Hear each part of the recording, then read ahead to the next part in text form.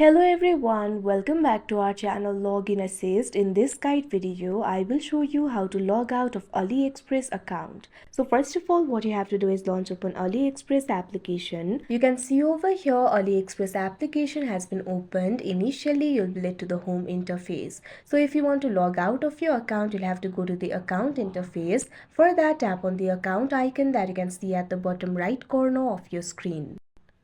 Now you'll be led to the account interface. You'll be able to find various options over here. Tap on the gear icon that you can see at the top right corner of your screen. Now once you do that, you'll be led to the settings interface. You'll be able to find various options over here. Scroll down to the bottom. Now at bottom, you'll be able to find the option for sign out. Tap on it. Now you can see over here, you'll be able to find the confirmation message. Are you sure you want to sign out? Tap on this option, OK.